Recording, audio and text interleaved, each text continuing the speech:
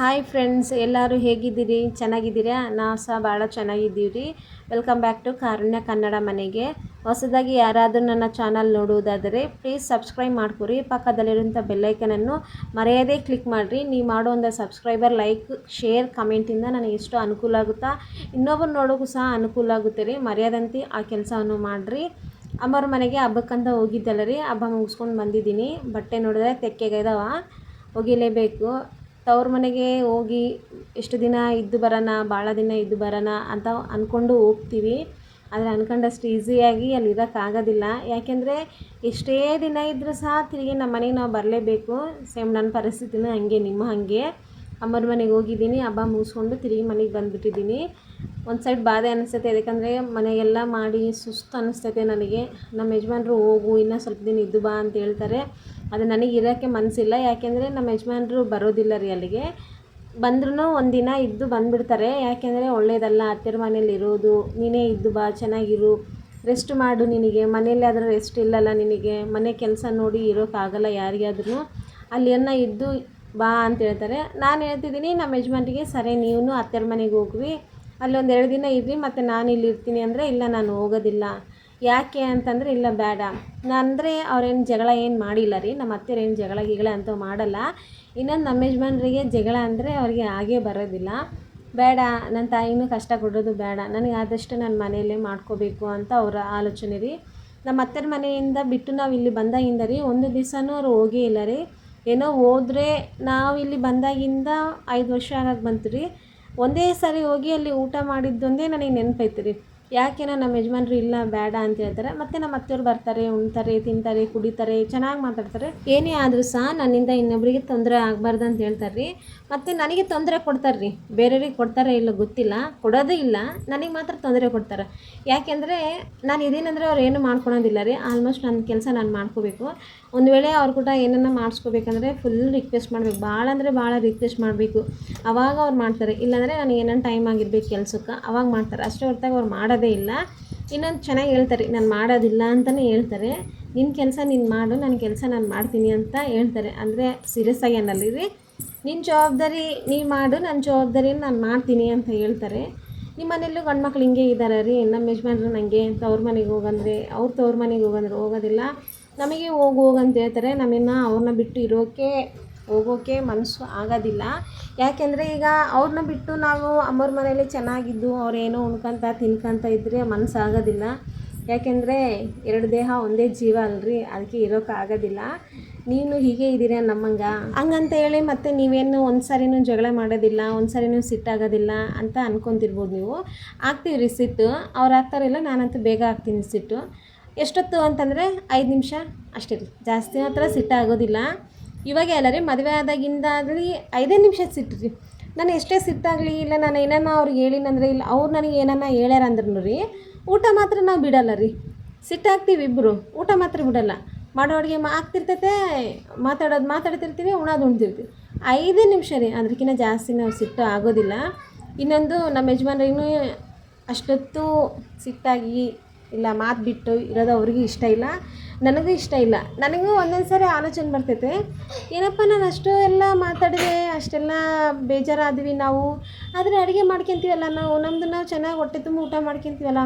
ಅದಕ್ಕೂ ಅಡುಗೆ ರೀ ಏನೋ ಮಾಡ್ಬೇಕಂತ ಮಾಡಲ್ಲ ರೀ. ಬೇಷ್ ದಿನ ಹೆಂಗೆ ಮಾಡ್ಕೊಂಡು ಉಣ್ತೀವಿ, ಅದಕ್ಕಿಂತ ಬೇಷ್ ಮಾಡ್ಕೊಂಡು ಉಣ್ತೀವಿ ರೀ ಅವತ್ತು. ಹಂಗೆ ಎದಕ್ಕೇನು ಹಂಗಿದ್ರೆ ಒಳ್ಳೇದಲ್ವ. ಪ್ರತಿಯೊಬ್ಬರ ಮನ್ಯಾಗ ಏನೇ ಸಿಟ್ಟಾದ್ರೂ 5 ನಿಮಿಷ ಇರಬೇಕು. ಜಾಸ್ತಿ ಹೊತ್ತು ಇದ್ದರೆ ಕುಟುಂಬಗಳು ಹಾಳಾಗ್ತವೆ. ಇನ್ನೊಂದು ಎದಕ್ಕೆ ಸಿಟ್ಟಾಗಲ್ಲ ಅಂದರೆ ರೀ, ನಮ್ಮ ಮಕ್ಕಳು ನೋಡಿ ಕಲಿತಾರೆ ರೀ. ನಾವೇನನ್ನ ಸಿಟ್ಟಾಗಿ ಜಗಳ ಮಾಡೀವಿ, ಅರಸಾಡೀವಿ, ಹೊಡೆದಾರ ಅಂತಂದರೆ ಹೊರಗಡೆ ಹೋಗಿ ಮಕ್ಕಳು ಹೇಳ್ತಾರೆ ರೀ, ಅಪ್ಪಾಜಿ ಹಿಂಗೆ ಜಗಳ ಮಾಡಿದರು, ಅಪ್ಪಾಜಿ ಅಮ್ಮ ನೋಡಿದರು, ಅಪ್ಪಾಜಿ ಹಿಂಗಂದ್ರು, ಅಮ್ಮ ಹಿಂಗಂದ್ರು ಅಂತ ನಮ್ಮ ಮಗಳು ಹೇಳ್ತಾಳೆ ರೀ. ಅಂದರೆ ಹೇಳಿಲ್ಲ, ಹಂಗೆ ಆಗ್ತವೆ ಪರಿಸ್ಥಿತಿ ಅಂತೇಳಿ ನಾವು ಹುಷಾರಾಗ್ತೀವಿ ರೀ. ಮಕ್ಕಳಿದ್ದಾಗ ರೀ ಅದೆಷ್ಟೇ ಕೋಪ ಬಂದ್ರೂ ಒಬ್ರಿಗೊಬ್ರು ಬೈಕೊಳೋದೇ ಇಲ್ಲ ರೀ. ಮಕ್ಕಳು ಇಲ್ದಾಗೆ ಆಲ್ಮೋಸ್ಟು ಇಲ್ಲ. ಮಕ್ಕಳಿದ್ದಾಗ ಏನನ್ನ ಹೇಳ್ಬೇಕು, ಇನ್ನೇನು ತಟ್ಕೊಳಕ್ಕಾಗಲ್ಲ ಅಂದರೆ ಒಂದು ಮಾತು ಹೇಳಿ ಬಿಟ್ಬಿಡ್ತೀವಿ ರೀ. ಅವರೇ ಆಗಲಿ ನಾನಾಗಲಿ. ಇನ್ನು ಆಮೇಲೆ ಅವ್ರು ಇಲ್ದಾಗೆ ನಾನು ಮಾತಾಡೋದು, ಅವ್ರು ಇಲ್ದಾಗೆ ನಮ್ಮ ಯಜಮಾನ್ರು ಮಾತಾಡೋದು. ಯಾಕೆಂದರೆ ರೀ ನಾವು ಏನೇನು ಮಾಡ್ತೀವಿ ಪ್ರತಿಯೊಂದು ಮಕ್ಕಳು ಅಬ್ಸರ್ವ್ ಮಾಡ್ತಾರೆ ರೀ. ಮಕ್ಕಳು ನಾವು ಮನೆಯಾಗ ಏನು ಮಾಡ್ತೀವಿ ರೀ, ಹೊರಗಡೆ ಆಟ ಆಡ್ಕೊತಿರುವಾಗ ಮಕ್ಕಳು ಕುಂತು ಹಂಗೆ ಮಾತಾಡ್ತಾರೆ, ಹಂಗೆ ಮಾಡ್ತಾರೆ. ಅವ್ರಿಗೆ ಏನನ್ನ ಕೇಳಿವಂದ್ರೆ ರೀ, ನಾನು ಸ್ವಲ್ಪ ಮಕ್ಕಳನ್ನ ನೋಡಿದ್ದೀನಿ. ಅವಾಗ ಕೇಳ್ತೀನಲ್ಲ ಅವ್ರ ಮಕ್ಕಳಿಗೆ, ಏನು ಮಾಡ್ತಿದ್ದೀರಿ, ಯಾರು ಮಾಡ್ತಾರೆ ಹಿಂಗೆ ಅಂತ ಅವ್ರಿಗೆ ಕೇಳಿದಾಗ ಅವ್ರು ಹೇಳ್ತಾರೆ ರೀ, ನಮ್ಮ ಮನೆಯಲ್ಲಿ ಅಮ್ಮ ಅಪ್ಪ ಮಾಡ್ತಾರೆ ಹಿಂಗೆ ಜಗಳ ಮಾಡ್ತಾರೆ, ಹಿಂಗೆ ಬೈಕೊಂತಾರೆ ಅಂತ. ನಿಜ ರೀ, ಹಿಂಗೆ ಹೇಳ್ತಾರೆ. ಇನ್ನು ಅವ್ರು ಹೇಳೋದನ್ನು ನಾವು ಕೇಳಿ ನಾವು ಹುಷಾರಾಗ್ಬೇಕು ರೀ. ನಮ್ಮ ಕಾರುಣ್ಯ ಭಾಳ ಹುಷಾರಾದಳು ರೀ. ಏನನ್ನಾಗಲಿ ತನ್ನ ಮುಂದೆ ಏನಾನ ಮಾಡಿವಂದರೆ ತನಗೆ ಹೇಳ್ಬೇಕು ಅನ್ಸಿದ್ರೆ ಹೋಗಿ ಬೇರೆಯವ್ರಿಗೆ ಹೇಳಿ ಬಂದುಬಿಡ್ತಾಳೆ ರೀ. ಆಲ್ಮೋಸ್ಟ್ ನನ್ನ ಮಾತು ಕೇಳ್ತಾಳೆ. ಏನಂದರೆ ಅಷ್ಟೇ ಸತಾಯಿಸ್ತಾಳೆ ರೀ. ಚುರುಕಿರೋ ಮಕ್ಕಳು ಭಾಳ ಸತಾಯಿಸ್ತಾರಂತಾರಲ್ಲ ರೀ, ಅದಂತೂ 100ಗೆ 200% ನಿಜ ರೀ. ನನ್ನ ಮಗಳು ಭಾಳ ಅಂದ್ರೆ ಭಾಳ ಚುರುಕಿದಾಳೆ ರೀ. ತಲೆ ತುಂಬ ಪ್ರಶ್ನೆಗಳೇ ಇದ್ದಾವೆ. ಅದೇನು ಇದೇನು ಬರೀ ಇದೇ ಕೇಳೋದ್ರಾಗಿರ್ತಾಳೆ. ಲಾಸ್ಟ್ ಒಂದು ವೀಡಿಯೋಲಿ ನಾನು ಏನೋ ಹೇಳ್ದಂಗೆ ಇದ್ದೀನಿ ಈ ಮಾತನ್ನ. ನಿಜ ರೀ, ಅಷ್ಟು ತಲೆ ತಿಂತಾಳೆ. ನಮಗೆ ತಲೆಗೆ ಅದು ಪ್ರಶ್ನೆ ಬಂದಿರಲ್ಲ ಅಂಥ ಪ್ರಶ್ನೆಗಳು ಬರ್ತಾವೆ.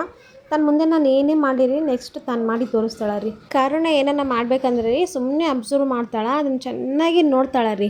ಅದು ಓದೋದಾಗ್ಲಿನು ಬರೆಯೋದಾಗ್ಲಿನು ನೋಡ್ತಾಳೆ. ಯಾರನ್ನ ಏನನ್ನು ಹೇಳುವಾಗ ಚುರುಕಾಗಿ ಕೇಳ್ತಾಳೆ ರೀ. ನಾವನ್ನ ಕೇಳಿರಲ್ಲ, ತಾನು ಕೇಳಿರ್ತಾಳೆ. ಇದಿಲ್ಲಮ್ಮ ಇದು ಹಿಂಗೆ ಅಂತ ಹೇಳ್ತಾಳೆ. ಅಷ್ಟು ಹುಷಾರಿದ್ದಾಳೆ. ಆ ಹುಷಾರ್ತನ ತನ್ನ ಓದಿಗೆ ಉಪಯೋಗವಾಗಲಿ.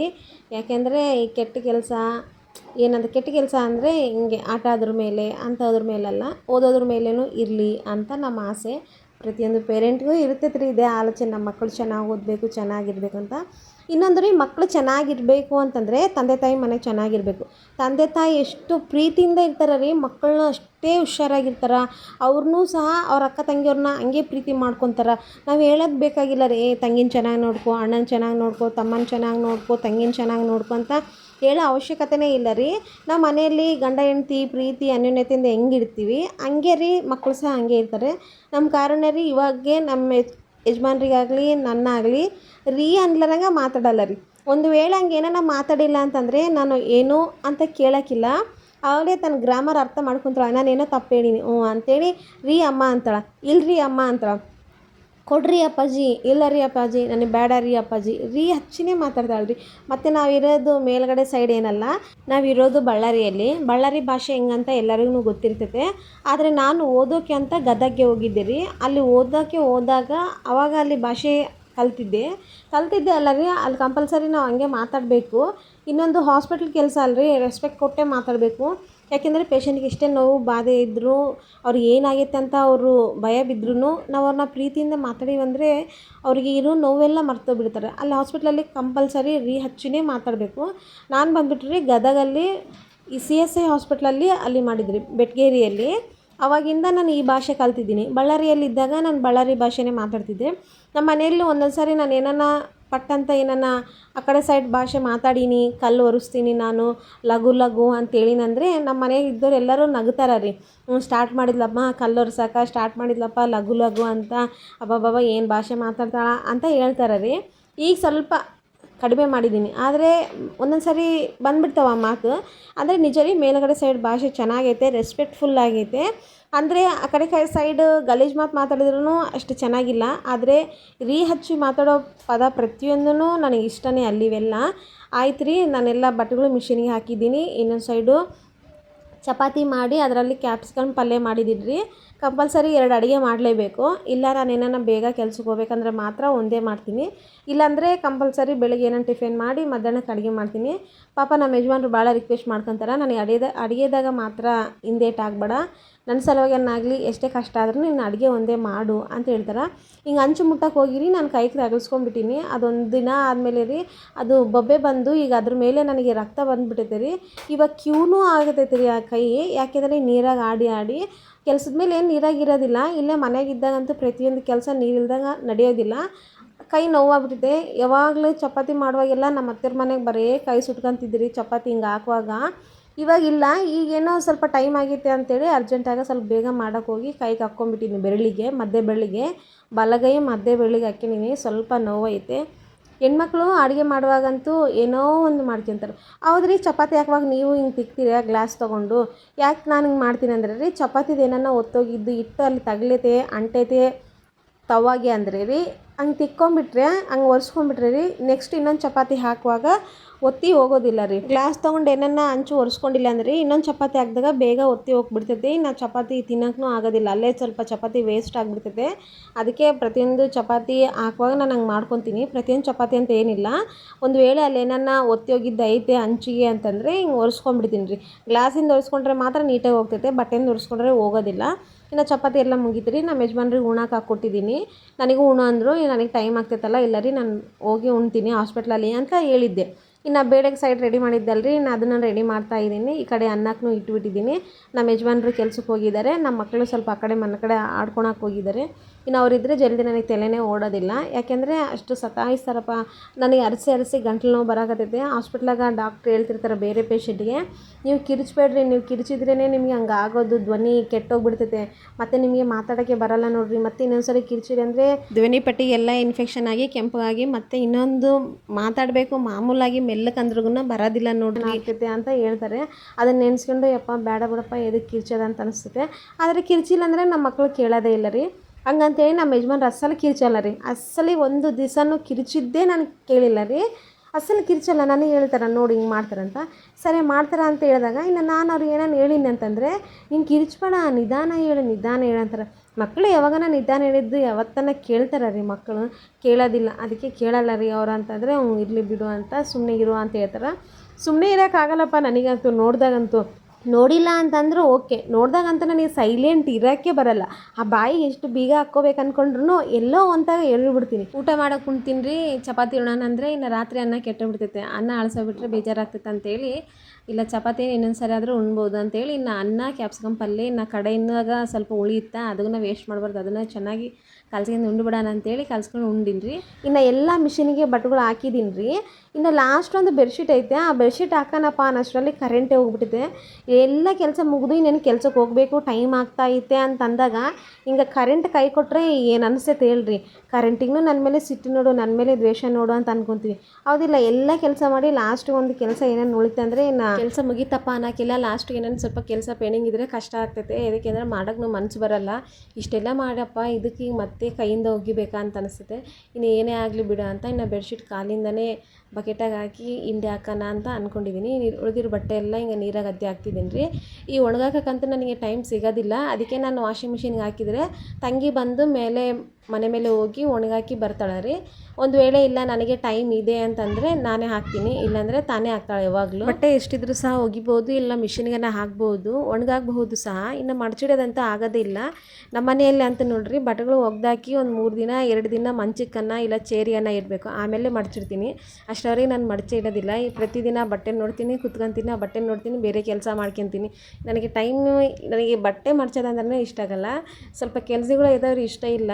ಏನು ಮಾಡೋಕ್ಕೆ ಇಷ್ಟ ಇಲ್ಲ ಅಂದ್ರೂ ಮಾಡಬೇಕು. ಯಾಕೆಂದರೆ ಈಗ ನಾನು ತವ್ರ ಮನೆಗಿಲ್ಲ, ನಾನು ನಮ್ಮ ಮನೆಗೆ ಇದ್ದೀನಿ.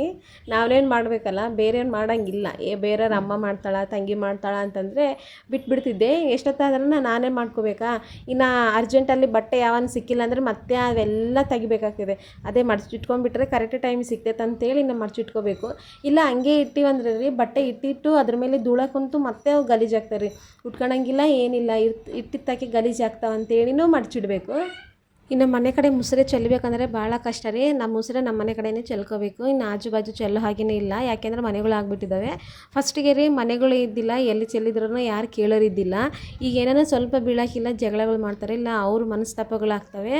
ಎಂಥ ದಿನಗಳು ಬಂದುಬಿಟ್ಟವೆ ನೋಡ್ರಿ. ಅವಾಗ ಎಷ್ಟು ದೊಡ್ಡ ದೊಡ್ಡ ಅಂಗಳಗಳು ಇರ್ತಿದ್ವಿ, ಎಲ್ಲ ಇರ್ತಿದ್ವಿ. ಈಗಿಲ್ಲ, ಭಾಳ ಚಿಕ್ಕ ಅಂಗಳಗಳು ಆಗ್ಬಿಟ್ಟವ್ರಿ. ಯಾಕೆಂದರೆ ಮನೆ ಅಂತೇಳಿ ನಾವು ದೊಡ್ಡ ಮನೆ ಕಟ್ಟಿಸ್ಕೊತೀವಿ. ಆದರೆ ಹೊರಗಡೆ ಮಾತ್ರ ನಾವು ಸ್ವಲ್ಪನೇ ಜಾಗ ಬಿಟ್ಕೊತೀವಿ. ಹೌದಿಲ್ಲ, ಆ ಜಾಗನ ಎದಕ್ಕೆ ಬಿಟ್ಕೊತೀವಿ, ನಾಳೆ ಏನಾರ ರೋಡ್ ಏನಾರ ಬಂದರೆ ಹೋಗ್ಬಿಡ್ತೈತೆ ಅಂತೇಳಿ ಬಿಟ್ಕೊತೀವಿ. ಇನ್ನು ನಾನು ಮುಸುರೆ ಎಲ್ಲ ಇಲ್ಲಿ ನೀರು ಹೋಗೋತಕ್ಕೆ ಹಾಕ್ಕೊಂಡ್ಬಿಡ್ತೀನಿ ರೀ. ಹಾಕ್ಕೊಂಡು ಈ ಸಾಮಾನಲ್ಲಿರೋ ಪಾತ್ರೆಯಲ್ಲಿರೋ ಎಲ್ಲ ಮುಸುರೆನ ತಕ್ಕೊಂಡು ಆದಮೇಲೆ ಕೆಳಗೆ ಒಂದ್ಸಲ ಹಾಕಿ ಹಿಂಗೆ ಎತ್ತಿ ತಕ್ಕೊಂಡ್ಬಿಡ್ತೀನಿ ರೀ. ಇಲ್ಲಾಂದರೆ ಪಾತ್ರೆ ತೊಳೆಯುವಾಗ ಅಲ್ಲಿ ಬ್ಲಾಕ್ ಆಗಿಬಿಡ್ತೈತೆ, ನೀರೆಲ್ಲ ತುಂಬ್ಕೊಂಬಿಡ್ತಾವೆ. ಮತ್ತೆ ಹೋಗಿ ಮುಸುರೆ ತೆಗಿಯೋವರೆಗೆ ನೀರು ಎಲ್ಲಿವರೆಗೆ ನಿಂತಾವೆ ಅಲ್ಲೆಲ್ಲ ಜಿಡ್ಡಾಗಿಬಿಡ್ತೈತೆ. ಅದಕ್ಕೆ ಫಸ್ಟ್ ಇದೆಲ್ಲ ಮಾಡ್ಕೊಂಡು ಆದಮೇಲೆ ಪಾತ್ರೆ ತೊಳೆಯೋಕೆ ಕೂತ್ಕೊತೀನಿ. ಬಟ್ಟೆ ಮುಗಿದ್ರೆ ಒಂದು ದೊಡ್ಡ ಯುದ್ಧ ಗೆದ್ದಂಗೆ ನೋಡ್ರಿ. ಈ ಪಾತ್ರೆ ತೊಳೆಯೋದಂದೇ ಮುಗಿದ್ರೆ ರೀ ನನ್ನ ಕೆಲಸ ಮುಗೀತು. ಇನ್ನೊಂದು ವೇಳೆ ಪಾತ್ರೆ ಸಾಯಂಕಾಲ ಬಂದು ತೊಳೆಯೋಣ ಅಂತಂದರೆ ಇನ್ನು ಮನೆಯೆಲ್ಲ ವಾಸನೆ ಬರ್ತಿದೆ, ಮುಸುರೆ ವಾಸನೆ. ಅದ್ರ ಸಲುವಾಗಿ ಬೆಳಿಗ್ಗೆ ತೊಳ್ಕೊಬೇಕು. ಆದರೆ ನನಗೆ ಈಗೀಗ ಅನುಕೂಲನೇ ಆಗ್ತಾಯಿಲ್ಲ ರೀ. ಸಾಯಂಕಾಲ ಹೊತ್ತೇ ಸ್ವಲ್ಪ ತೊಳೆಯೋಕೆ ಟ್ರೈ ಮಾಡ್ತಿದ್ದೀನಿ. ಬೆಳಗ್ಗೆ ಹೊತ್ತು ಅದನ್ನೇ ಮಾಡ್ಕೊಂಡು ಕುಂತ್ರೆ ಅಲ್ಲೇ ಒಂದು 20 ನಿಮಿಷ ಟೈಮ್ ಆಗಿಬಿಡ್ತೈತೆ. ನನಗೂ ಟೈಮ್ ಇರೋದಿಲ್ಲ, ನಮ್ಮ ಯಜಮಾನ್ರಿಗೂ ಟೈಮ್ ಆಗಿಬಿಡ್ತೈತೆ, ಊಟ ಮಾಡಬೇಕಾಗ್ತೈತೆ ಅಂತೇಳಿ ನಾನು ಸಾಯಂಕಾಲ ತೊಳ್ಕೊತೀನಿ. ಸರಿ ರೀ, ನನ್ನ ವಿಡಿಯೋ ಮುಗಿಯೋಕೆ ಬಂತು. ಹೊಸದಾಗಿ ಯಾರಾದರೂ ನನ್ನ ಚಾನಲ್ ನೋಡುವುದಾದರೆ ಪ್ಲೀಸ್ ಸಬ್ಸ್ಕ್ರೈಬ್ ಮಾಡ್ಕೊರಿ. ಥ್ಯಾಂಕ್ ಯು ರೀ. ಬಾಯ್ ರೀ ಎಲ್ಲರಿಗೂ.